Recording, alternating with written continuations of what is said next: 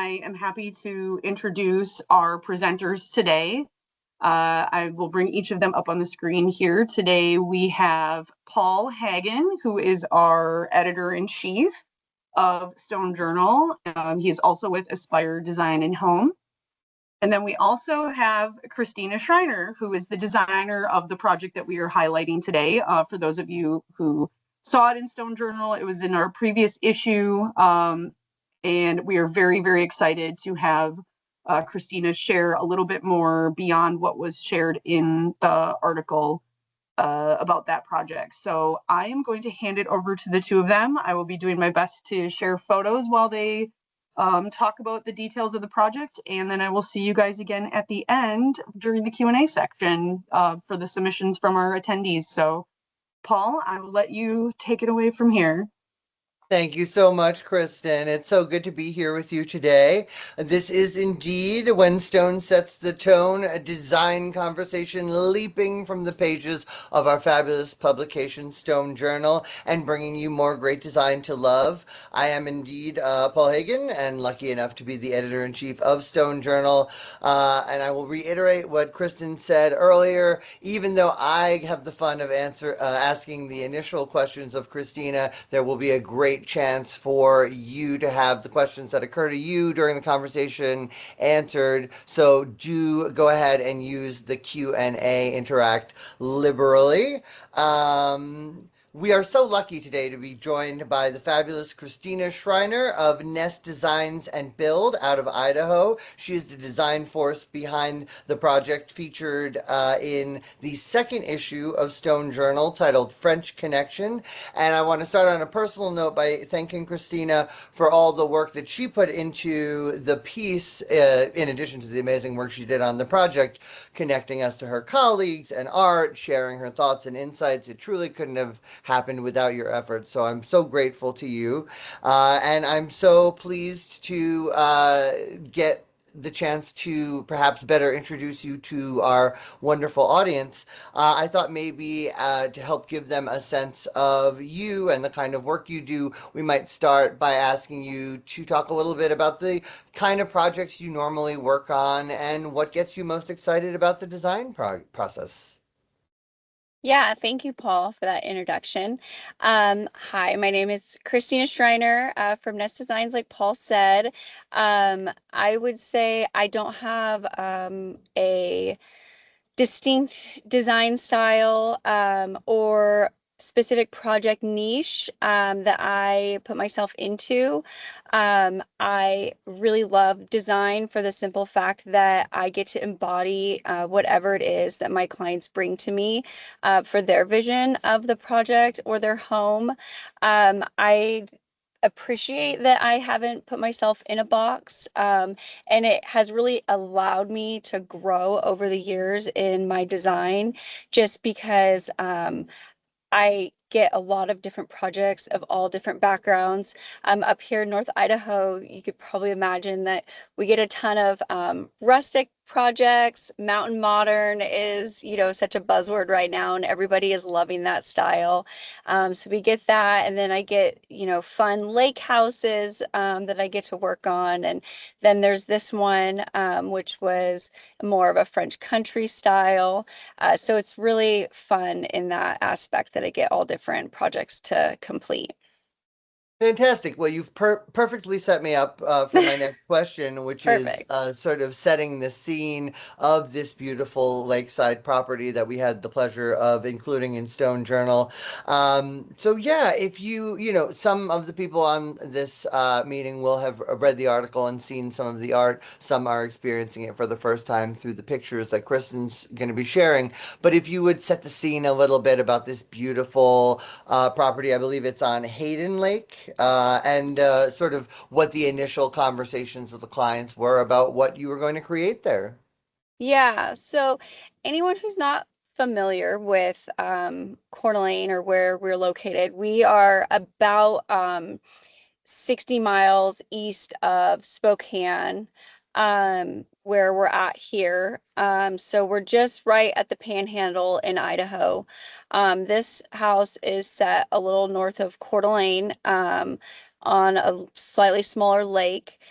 This was a property, the land had been sitting vacant for multiple years, and many people had tried buying it over the years, and deals had fallen through. And it wasn't even on the market when my clients found it, and they got brought to the property and fell in love right away. As you can see from the views, they're just insane. Kristen was asking the other day when we were prepping for this call if, we photoshopped any of that, and this is at sunrise, and it's just a beautiful setting there. So none of that is photoshopped in. That's actually the real beauty that you see. So this project fell into my lap from a architect in the area who he was um, just starting the initial designs with the homeowners. The homeowners were coming from Denver. They had a home that was this kind of similar theme, but they wanted to go a lot stronger of that French country feel. They wanted it to feel like a French chalet and very old. And so we always had that in the back of our mind. The use of arches throughout the interior and the exterior was a big driving force of that. And then the materials and using natural materials. And even though, a lot of the products that we spec'd were not antique or old materials and they were new materials, we put a lot of effort into making them look like they had been there for an extended period of time. Very cool. So as we were kind of shaping the presentation today, I, of course, in case folks don't know, this is absolutely my favorite part of my job is getting to sit and talk to a designer and just dig down through the details of the project. And left to our own devices, Christina and I could be here for hours and hours and hours. But before we dig into some of the amazing spaces within, we thought maybe we would talk a little bit about some of the decisions that were made on the exterior and maybe how they kind of set up our expectations for what we'll find once we walk in the front door. Yes. So, again, kind of for the exterior, we're trying to balance the new with the old, making it feel like it's not brand new, has been sitting on the lake for years and years. So again, a lot with the arches, the stone, all of that that you really see highlighted around. We did spend a lot of time working closely with Beagle to create, you'll kind of see in this photo here, these pieces of cut stone that are back there against those windows. So those were all measured out on site. We worked out window wraps and how the base detail would die into, the windows and, meet with the concrete and all of that. So there was a lot of thought that went into this piece. So this is like a two-story, the lower level and the upper level of cut stone, limestone that spans the first floor and the second floor. And it's really amazing when you're on site.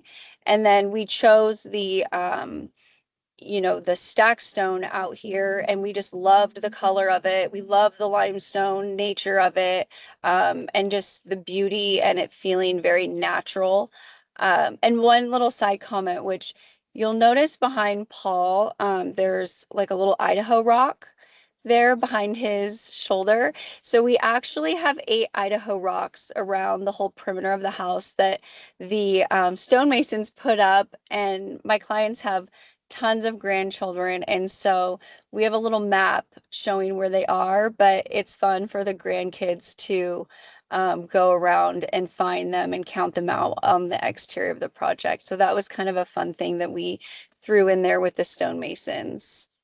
That is one of the sweetest things I've ever heard. I love that. And it's Mhm. so funny now that you pointed out, I feel like I practically wore it as a sort of shoulder. I could remove. It is. It's like Um, your little, yes. um, Exactly. You mentioned a little bit, and in the article gave us some good knowledge about French country style. And I was hoping you would maybe give us a little primer on what you know about French country style, what you learned about it as you worked on the project, what we might look out for as we go through photos and continue to explore that you put into the project that really says French country. Yeah, so you don't see it a lot on the outside as much, but the interior I think brings it home a little more. The French country style that, we were really trying to achieve in this house is that very layered look that you will see. So that was really kind of the driving force. The photos that we have of the interior right now are not through completion. To this point, we are now complete with custom furniture and pillows and all the textures and things that we've brought in to really drive that final design home. But we tried bringing in color and layering and texturing while we were working on the project. And again, to kind of go back to like the fireplaces, the interior fireplaces, we looked at actual antique fireplaces for the inspiration to get that French country feel and that old world feel that we were really going for. You can see the one behind me, which is in their sitting room. Oh, and then, okay, we can talk about this one actually first. So this one is in their main great room. Um, we loved the idea of ordering in an antique fireplace. Our issue was that the size and scale of what we were needing for this room was just not going to be accomplished in an antique fireplace. Nothing that we were finding was large enough. So this is a isocurn unit that we used here as the fire box. And then the surround is built out of the limestone, the cast limestone. So this, as you can see, we pulled the schematic just to give you a idea of the sheer scale because the picture really doesn't do its full justice of just how huge it is. And this one sits at about 7 feet tall. And it's just massive and it is such a grounding feature for this great room. And again, it just kind of brings in that warmth of the French country theme that we were going for.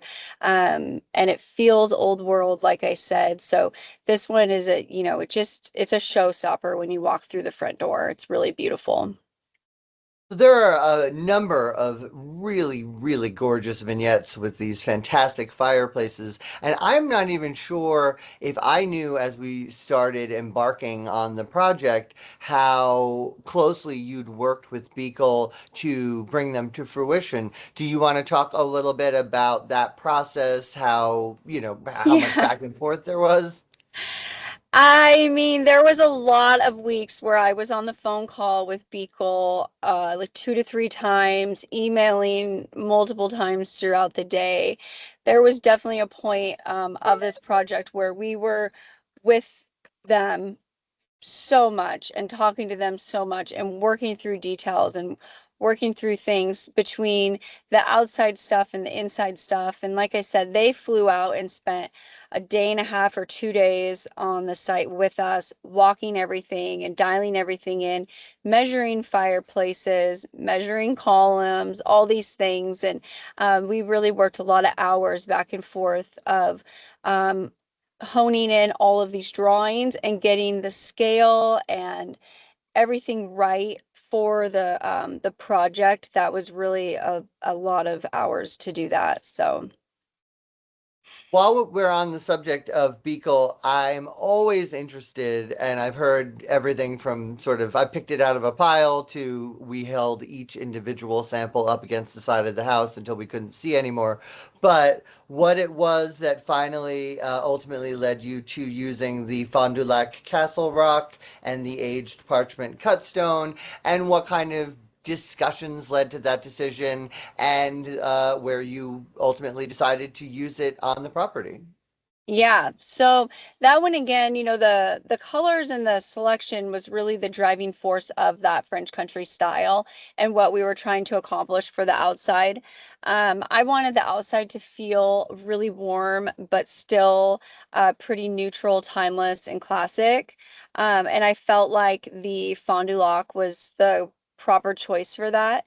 And it was funny because we started down the this whole process with the client, and they were very adamant that they wanted full depth bedrock stone for their house.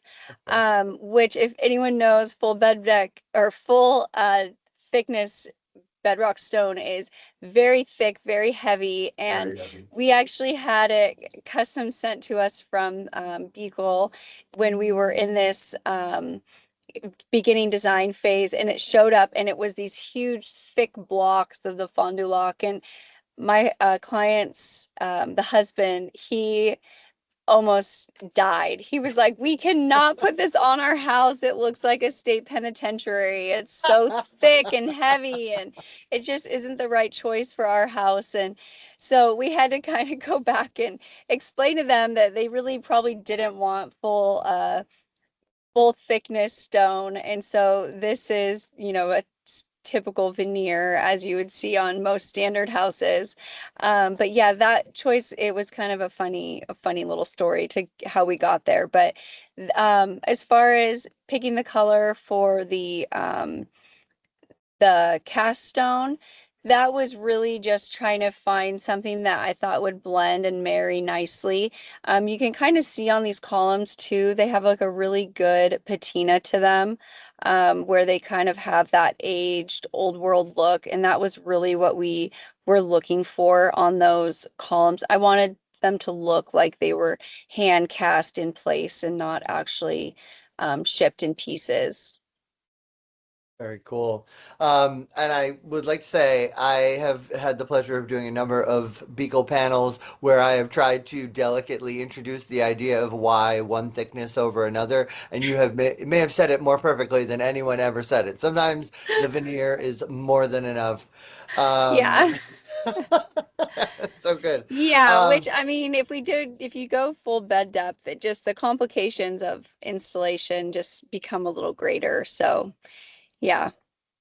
So you've touched a little bit on the importance of focusing on natural materials like stone and wood throughout the project. And we actually have an interesting article in the issue that's about to come out where we talk to a psychotherapist about what it means and feels like and signals to the human body about being surrounded by natural materials. So I wanted to get your take on what that does for a person being inside a design that features natural materials, how you think it affects a person to be surrounded by stone and wood and things that come from Mother Earth.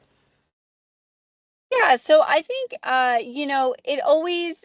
there's always this fine line of balance with a budget and with a design. Sure. We were fortunate on this home that our budget was large, and so we got the opportunity and the carte blanche to kind of just do what we wanted and introduce what we wanted as we see fit. And so that was a huge blessing for this project. I really try to use natural materials as much as possible.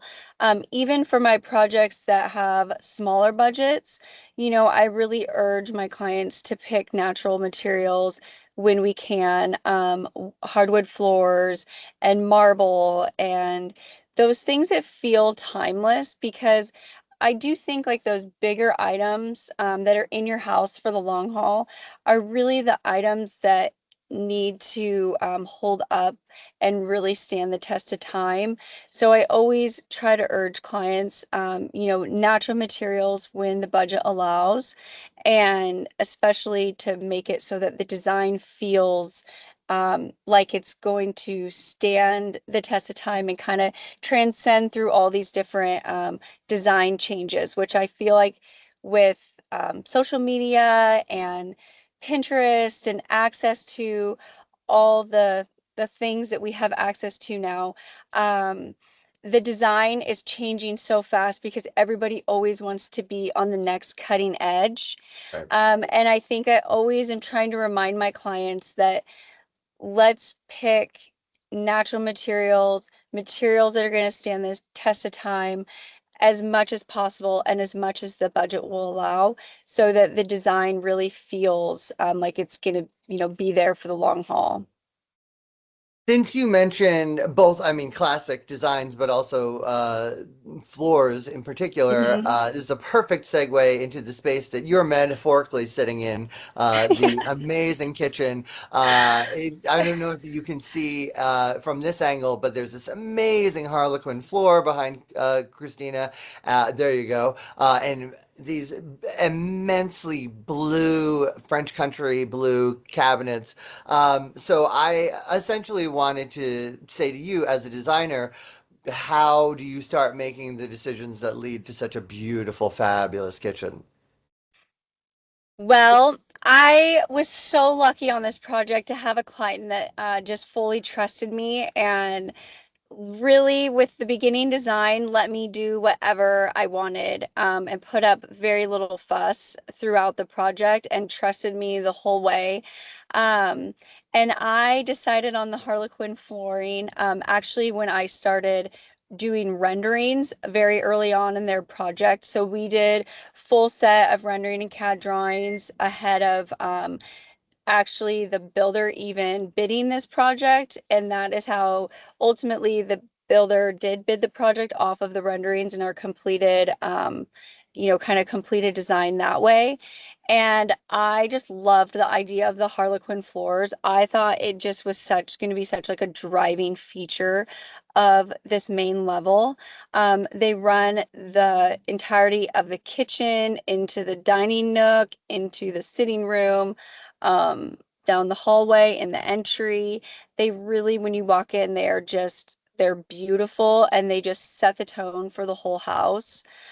So I was so happy when she agreed that we could go that route for the floors, and she loved the idea of it.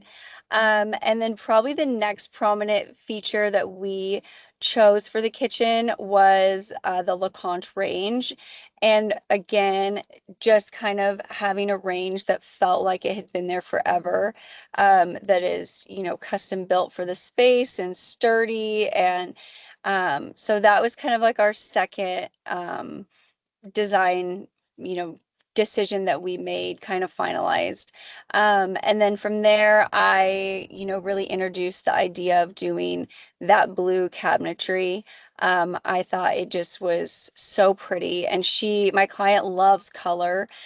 So again, this isn't furnished, but now, we have like beautiful blue rugs in the kitchen and we have custom furniture in the sitting room that all ties this whole space together. And it's really pretty. So, So something else that was occurring to me as I was taking another look at the photos from the project again, obviously we initially put this together quite a while ago, was how beautifully the photography captures the placement and the views of the outside through the windows, such that there are certain pictures where you would swear they're oil paintings. yeah. It's just gorgeous. So I was wondering for you, thinking about light, thinking about what of the outside you'll see while you're on the inside. How did you want your interiors to exist in conversation with what was going on outside? Yeah, so I think the huge driving factor when we're working through that was really just the windows. I don't know if we have a picture of the great room or not, but that would kind of give you a good idea of the volume. But all the windows we really played with even after framing to make sure that the outside was really coming in, just because the view is so beautiful there. And so we wanted to make sure that everywhere you are in the house, you have a beautiful view of the lake and the mountains in the background. So it was really about just making sure that the windows were large enough that we could encompass that, and we weren't cutting off the view. So we were, constantly when after framing, we were adjusting window heights and working through those details, just to make sure that, the view was really highlighted, within each space. They really are exquisite, and they do such nice things in terms of emphasizing the shapes of the room or echoing other architectural gestures Yeah. going on in the space. Here is a terrific example. There are some other ones where you're sort of heading from one space to the other, and the windows almost seem like breadcrumbs leading you to the next space. Yeah. It's so thoughtful. And actually, my next question also pertains not only to the windows, but also doorways and doors. There is a wonderful running motif. You might have mentioned it a little early in the conversation of these curves, and I mean full arches, half curves, like not just the shape of the arch, but the door within it. And my dual question for you about this is, A, how do you decide to use such a motif and how much you're going to use it throughout the property, but then also how much does that complicate your life and the life of the builder because you're using curved edges, which presumably involve a different amount of measuring, cutting, installing than a straight edge? Yeah.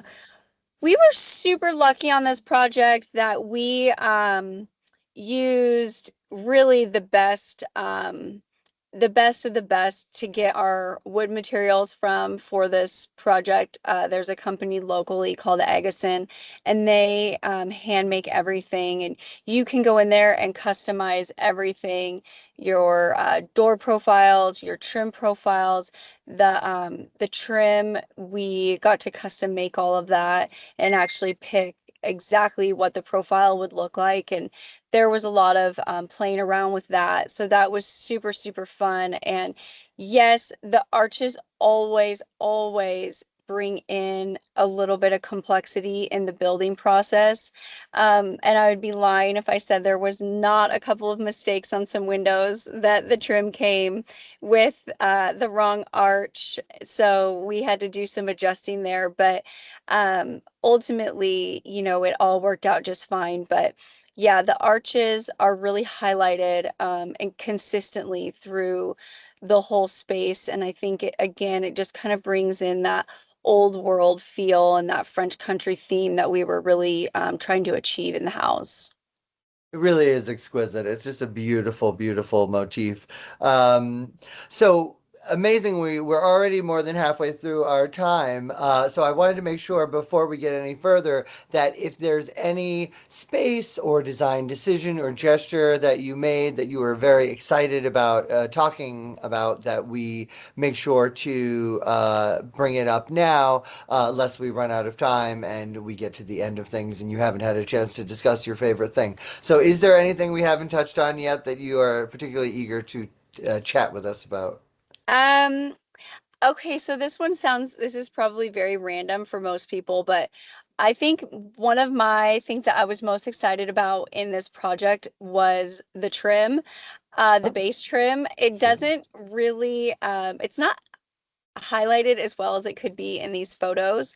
But the base trim is actually, it's 11 and a half inches. It's a three-piece trim that I got to custom make with the woodworker. And I just loved the opportunity of being able to do that because most projects you're really stuck to like that 6, 8 inch if someone's really feeling frisky. But to do the 11 and a half inch base it was so fun for me to get to do that. So that was probably my favorite decision that we made in the house. And then, obviously, if you're going to do that, you've got to make sure that everybody is on board because the electricians will put all of their boxes in the wrong spots. And so there was some adjusting because of that, but ultimately it worked out and it just turned out beautiful. So I just love it there. When I go and see the trim, it's just one of my favorites. So you mentioned working with the builder and some of the other people who worked on the project, and I think early on might have even highlighted a little bit of the, or maybe in the story itself, that the project came through to you through colleagues. And I was just wondering, in light of that, how important do you think it is for a designer to be creating and fostering these relationships with builders, with architects, with the type of people who will do the good work to execute your vision?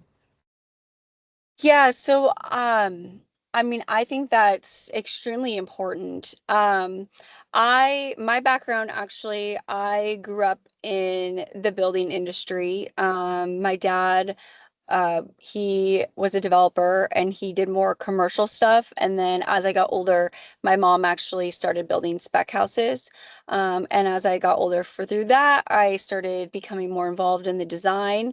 And so I've always been in this industry, and I find that a blessing because I can really talk the talk when it comes to the building process with these builders and the different trades that we, come in contact with.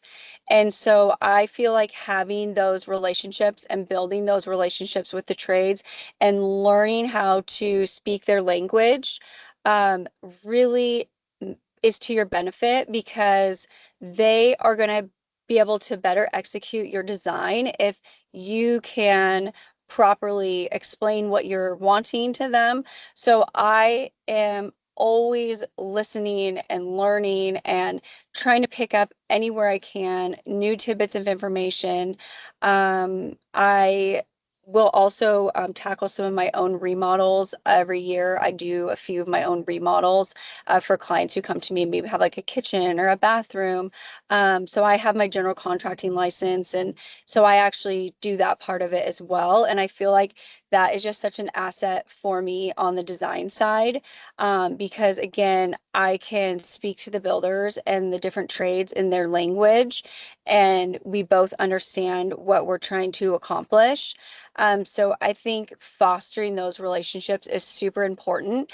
And I would say as soon as you get on the good side of a builder or even the different trades, and they like using you and they know that you understand the process and the deadlines and the time constraints of a build, then they are your biggest advocates. And I have the blessing of, I honestly don't even advertise. I have a social media and I am horrible about posting and sharing work on there. And I have been so lucky of just kind of flying under the radar and always staying busy. And my business the last couple years is the busiest I've ever been. And a lot of that is due to those relationships that have just, the projects just keep coming to me via word of mouth. So that'd probably be the biggest thing is just building those relationships to continue getting that work sent your way. Very cool. I wanted to jump to a question, which is like one of my absolute favorite things to ask a designer. In particular, knowing that even though this house is undeniably grand and huge, I believe your clients were still technically downsizing by quite a bit from their former residence. So, of course, in my mind, I'm picturing you kind of leading them through a treasure trove like the end of Indiana Jones, being like, okay, we'll take that sofa, but we can't take that oil painting. What is the process for guiding, maybe even romancing your clients through what should make its way to the new home, and maybe what we send to storage or allow to have another life somewhere else? Yeah, so their house that they were moving from in Colorado was over 20,000 square feet for the main house, and then they had some carriage houses, and then they had some staff housing on site. So they had so much furniture. It was insane. And my client wanted to start fresh. They had built that house and lived in that home for like over 20 years, and they'd raised their children there, and she was like, I don't want to bring any of this with me. Ultimately, she brought a few key pieces that she absolutely loved and we recovered. But she did bring most of her artwork collection, and I would say that was been the hardest part to get into the house because some of her artwork was just so massive, and the other house had a lot more kind of a lot of walls with more volume than what we have.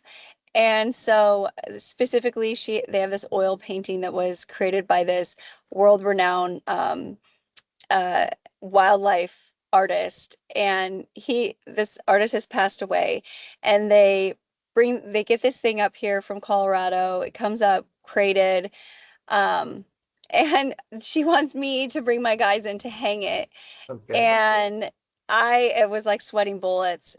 She wanted it up on this like second story area above her foyer. It's like 15 feet up. This painting is about like 7 by 10. It's massive. The frame is huge.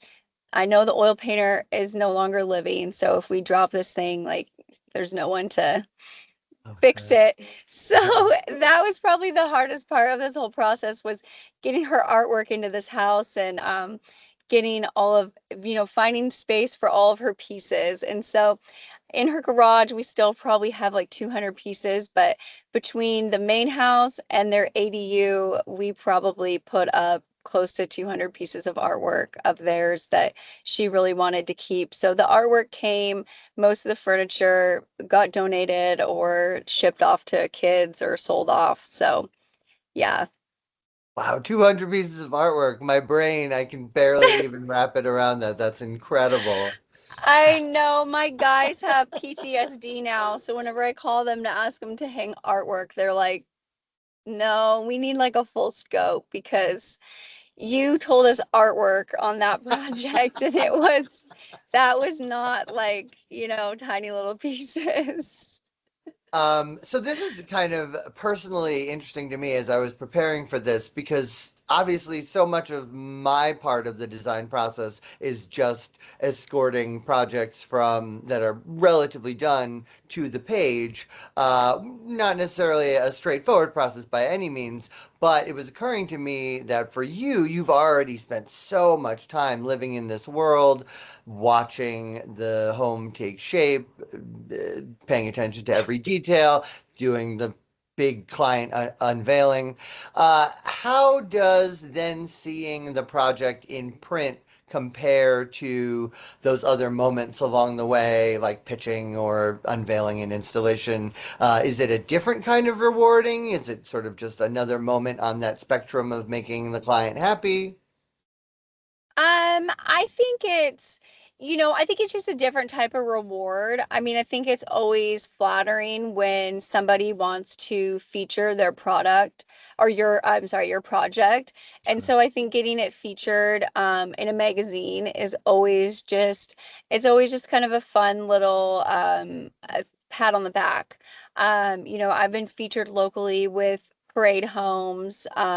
There's couple local magazines that I've had homes in, and it's just a fun time to have your stuff actually in print because I always feel like my projects really roll from one project to the next, and so I never really have time to like sit and actually kind of like take it in and Mhm. absorb like, okay, what we just accomplished. It's always like, okay, we're wrapping up with this one, and the next one we're rolling into, and we're starting the whole thing over. And so when it is in print, I feel like it kind of gives you the opportunity to actually kind of like relish in the accomplishment of getting through that. So I do love print for that reason. Fantastic. Well, Brent loves you. Thank you. And before we move to questions, I did want to just give you a chance to say, as now the majority of the house is kind of settled and where you want it to be, how are you feeling? How do the clients feel? Generally, are we pretty happy with how the results have turned out? Yeah, I mean, I love it. Their houses, this is one thing that came from Colorado, actually. Side Ah, note, this came from their study in Colorado, and I Cool. had to drive, it was at their warehouse in Billings, and I actually had to drive to Billings to pick it up and bring it home because I didn't trust anybody else to get it here safely. So this was a stained glass piece they had custom made from someone in Colorado many years ago, and it's just beautiful. But back to your question, sorry.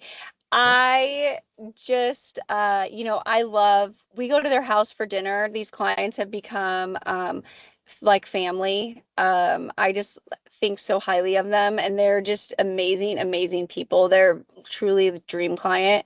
And every time I go into their house, I just love it. And it's just so fun, and my clients love it. And so that's always such a good feeling. And a lot of times when we go over there for dinner, my kids will say like, "Oh, we just want to stay here. Or we just love it here. We want to stay the night." And it's just such like a warm feeling knowing that, you were the driving force behind accomplishing that. Fantastic. And I just caught another Idaho stone. Now I'm going to be looking Yes. everywhere I see. Well, I'll be looking at that was projects. the same fireplace that you're in front of. You're in front Oh, of is like it? a little picture of that fireplace. Yeah. That That's fireplace is so down in fun. their den. So you're like in a little, like you're in a little cutout of that fireplace. I'm fully integrated. I'm in the den, you're in the kitchen. We're having a little Yes. chat, getting ready Yes. for cocktails. Um, Exactly. so I definitely want to make sure our audience has time to share their questions with us. Kristen, if you are ready to proceed to that part of the proceedings, and of course, if you need more time, I have my never-ending list of more questions. We do have some questions in the Q&A. So Excellent. I will start at the beginning. So first question, I'm super fascinated by biophilic design and neuroaesthetic principles. What role did principles of neuroaesthetics play in the project? How did you translate the restorative qualities of the lake environment into architectural and landscape design decisions? Yeah, so I would say, kind of on that last point of the exterior with the interior, the setting is about as perfect as it could get for this project. And so it was really about getting the house to lay out properly the way we Mm, wanted it to, and the direction on the site that it needed to go, so that we were really getting that outdoor feel inside. So that was super important to embody that exterior element. And the exterior is just, you're on a lake. You spend the bulk of your time when the weather's nice outside. Even when the weather's cooler, they'll sit out in the under the heated patio and sit out there. So really bringing that exterior in was super, super important. great. Great. Next question. Hey, Paul and Christina, great discussion. Beautiful home. I love the Idaho shaped stones. Was there a design element that initially pushed you or your clients outside of their comfort zone, but ultimately became one of their favorite features? Good one. I would say we'd go back to the blue cabinets on that. My clients, the husband was very adamant that we were not having blue cabinets in this house. He was like, "This is ridiculous. It's gonna look horrible. It's gonna look childish." He didn't want it. So there was a little bit of some back and forth and coercing, and we ultimately won. But I would say that was probably one of the bigger details that um to make sure that they were like really on board with. The wife, she was pretty convinced in the beginning, but still kind of like, I don't know, and waffled a little bit. But her husband was like, no, absolutely not. And so we had to talk him into it. And ultimately, as you can see, we won. And what a victory for design and for people. He loves it now. He's like, oh, I'm Good. so glad you guys talked me into it. But he was adamant that it was not happening. It's so French country. It's like Mm, it's the definition. It's great. yeah. Next question. On a project like this, what was the timeline from the beginning concept phase to completion? Okay. So let's see. I got the call the first time in November of 2024. from the architect, and that was when we were starting. They had already kind of drawn up like some rough plans, but that was the point that I got brought on. So we spent the next couple months. We had to move very fast. So we had a tight time frame. The clients are older, and the husband was adamant that he's in his fourth quarter and he was going to live in this house come hell or high water. So we must move quick. So we started working with the architect November of 2024. I officially met the clients for the first time January of 25, and then it was completed that following year.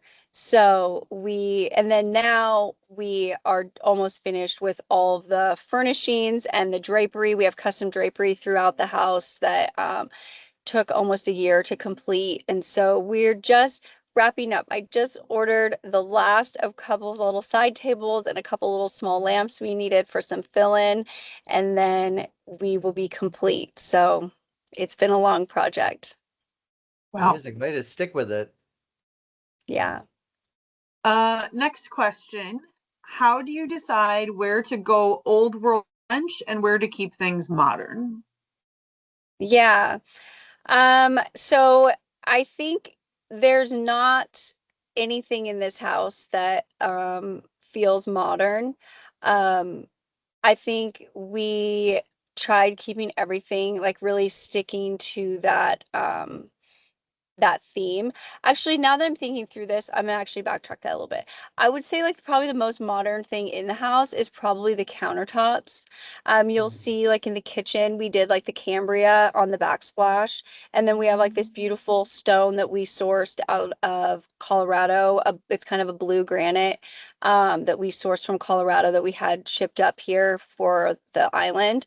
But probably the stone is probably the most modern element of the whole house. But otherwise, we tried really keeping everything feeling old world, even if it was new. The cabinetry all has glazing and details to it. And we did a lot of, you can see like on the corners of like the kitchen, we have applied moldings in a lot of locations throughout the house to again make the cabinetry feel like it had been there for a long time. Next question. What does your material selection process look like? How do you decide where to source materials? So I have like a little bit of a sporadic way that I go about this. Usually like when I'm starting a project, I initially sit with the client, figure out kind of what their design choices are, look for inspiration in different places. Sometimes it's magazines, sometimes it's outside, sometimes it's like it'll be really random locations that I find inspiration sometimes for a project when I get started on it. And then as far as like sourcing materials, I really try to start with like the kind of the big materials that are going to drive the design through the whole house first. So if I know, that like in this house, we started with like those Harlequin floors. That was probably one of the first design decisions that I made. And I knew when I was making that was going to be a huge driving force for the rest of the design. And so that was kind of where I started with that one, but it honestly kind of depends on each project because some projects I'll start like with the cabinetry design and the cabinetry because for whatever reason I want that to be highlighted. Or I have a project right now where it's on a lake and she really wants shiplap and tongue and groove and beams. So I've kind of started with the layout of all of that and how that's going to come through together throughout the house first because it's going to be such a prominent feature. And I know it's important for my client to have it highlighted throughout. So we're like working on like wallpaper and textures and those things first, and then we're going to kind of work the whole design around that. So it honestly kind of depends on what I'm working on and what we're trying to accomplish with each project. Sure. Uh, Next question, back to the blue cabinets. Love the blue cabinets. How do you keep those timeless, or is there any concern that it will be dated? Um, There is always a concern that something could be dated. It's kind of like I was saying, like I feel like design is moving so fast right now, because everyone always wants to be on the cutting edge. And you have these huge national designers that are, kind of driving the design on social media and in print and all these things. And so I really try to like quiet the noise. You could probably ask me like who are your favorite designers, and to be quite honest, I couldn't really tell you, because I try to just stay in my lane and know and trust my instincts and know what I'm trying to accomplish in the project and focus in on that specific project rather than worry about what's the noise that's going on around me or in the outside world. I feel like blue is pretty timeless. If you do look at a lot of like older homes, just recently I was at George Washington's home, outside of DC for a trip. And even in his home, he has green bedrooms and yellow bedrooms and painted cabinetry and painted casework. And so I do think, we don't have to be scared of the color because everyone tells you that we're all going neutral these days and we need everything to be that one neutral color. It's okay to take the opportunity to use the color and be bold in those instances, because I do think that there are plenty of option or plenty of um, pictures and past homes that we could look at that are centuries old that have these painted elements. Amen. We have 4 questions left. Okay. For this project, did you approach the interior design as room by room to give each space its own character, or was it more as a collective design approach for the entire home to carry the French countryside vibe throughout? So I think a lot of French country is you have that like mix of patterns and color and texture. And so we actually took the opportunity to make all of the guest bedrooms are a different theme. So we have a blue themed bedroom, a pink themed bedroom, and a green themed bedroom. We have wallpaper that goes along with them. The furnishings, we are bringing in those colors. The draperies, we brought in those colors. And then, her office, we kind of had a different theme. So I would say, we have the cohesiveness of the house is running through with kind of like the cabinetry, the lighting, the millwork, the casework throughout, the wall color. That's like a pretty consistent theme through the bulk of the house. And then we really gave each room its own kind of identity via furnishings and those finish items like the draperies and other things. So. Okay. Aside from the few pieces that the clients brought from their Colorado home, were there any other non-negotiables that the clients gave you for their design?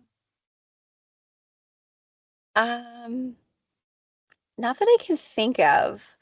They really, like I said, gave me full autonomy to do whatever I wanted. Um, and there wasn't really anything where they were like, we have to have this that drove any of the design. Like they pretty much let me do whatever I wanted. The dream. Yeah, exactly. I said they were the perfect clients.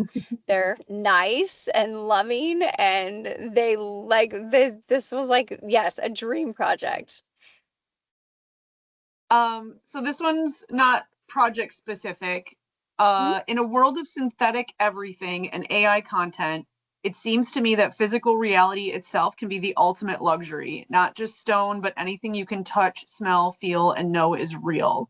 Do you hear that reflected in design conversations with clients, or is it mostly centered on beauty and aesthetics? So I feel like I always try to drive that home to people because I think those are the things that, like I said earlier, transcend time. And this is your home. It's a huge investment. And I think ultimately, like you want your home to feel like it's your home and not that it's out of a magazine. Um, I get so frustrated with AI because um, I think it totally has its place, and I think it can completely help our industry and our day-to-day processes and how we work.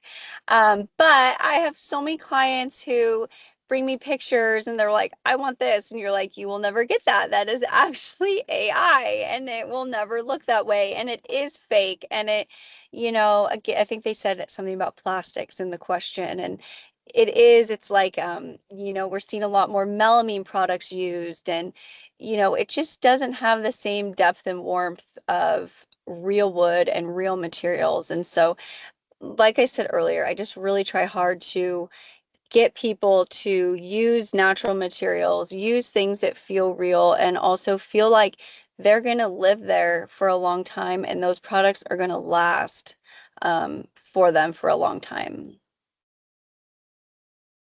Okay, I'm going to try to sneak one more in here. Okay. Can you touch on natural stone more? How the different kinds of stone drive your creativity and what finishes you think are underutilized? And then there was a second question that kind of relates to that. During the stone selection process, what were the discussions around mortar, installation type, and color like? Were there any other contenders for the stone? Okay, remind me the first question so I can answer that one first. It was, That that one was how the different kinds of stone drive your creativity and what finishes you think are underutilized. okay. So I love, like, if we're talking like counters, again, I try to go natural materials whenever possible, because I do think that they just feel timeless and they're so beautiful and unique. I think that's like the biggest thing with natural stone that you just cannot get um with man-made products. It just doesn't feel the same. And it's always a little bit of a hard sell sometimes to sell natural stone because people are always worried about the upkeep. So we kind of have to have some conversations around that. But whenever possible, I try to utilize those natural stones. I love, I just think like there's so many beautiful marble. Like I was at the stone yard the other day and there's this marble that I'd never seen. And they just got in and it's a marble, but almost kind of has a little bit of a characteristic of a granite. And it has like these blues and all these different colors running through it. And it was like the most insane, it was like literally a piece of jewelry. And it was beautiful. And so you just can never replicate that with man-made materials. So I think, kind of back to what we've been saying, like just utilizing those natural stones is so important for the design. And then I think the second question was about the exterior stone, correct? That the stack stone. Mortar, installation type, stone color, what discussions were around that? And were there any other top contenders for the stone? Yeah. So we had other contenders for cut stone. I think our biggest driving force for sticking with using Beagle was that they could help us with the whole project.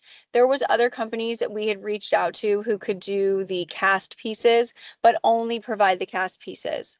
So it was a huge benefit for us to be able to get the cast pieces and the cut stone from the same location, and we could tie those together, and the whole design then is being executed by one entity, so we all kind of know how it needs to work together and finish out. So that was kind of the driving force of sticking with Beagle for that. And then the fondue lock just felt like the natural choice for this project because of the color. And we also really liked the scale of it.